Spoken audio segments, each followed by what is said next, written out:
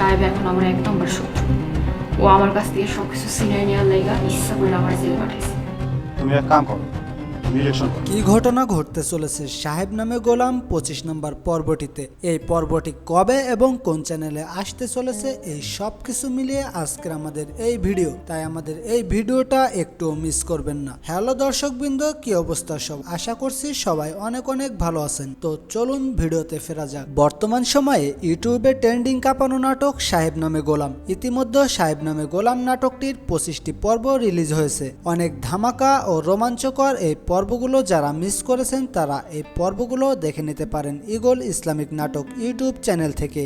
So দর্শকবৃন্দ, 25 নম্বর পর্বে তো অবিশ্বাস্য ধামাকা কাহিনী ঘটে গিয়েছে। ওইদিকে সাহেব তার নিজের স্ত্রী সাদিয়াকে নিজেই পুলিশে ধরিয়ে দিয়েছে। আরো দেখা গিয়েছে বর্তমান চেয়ারম্যান সাদিয়ার সবচেয়ে বড় শত্রু হয়ে উঠেছে তার ওই নিজের স্বামী সাহেব। অন্যদিকে সাবেক মেম্বার মজিদ সাহেবকে চেয়ারম্যানে দাঁড়াতে বলছে এবং সাহেবের কাছ থেকে অল্প দামে 4 বিঘা জমি কিনেছে।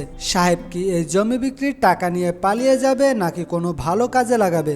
সব মিলিয়ে কিছু ধামাকা ও রোমাঞ্চকর কাহিনী ঘটতে চলেছে সাহেব নামে গোলাম 25 নম্বর পর্বটিতে। তাই আপনারা কেউ 26 নম্বর পর্বটি মিস করবেন না। তো কবে এবং কখন আসতে চলেছে সাহেব নামে গোলাম 26 নম্বর পর্বটি, সেটা এখনই জানিয়ে দেব। তার আগে আপনাদের কাছে ছোট্ট একটা অনুরোধ, যারা আমাদের চ্যানেলটি এখনো সাবস্ক্রাইব করেননি তারা অবশ্যই আমাদের চ্যানেলটিকে সাবস্ক্রাইব করে পাশে থাকা আইকনটি অন করে আমাদের সঙ্গেই থাকবেন।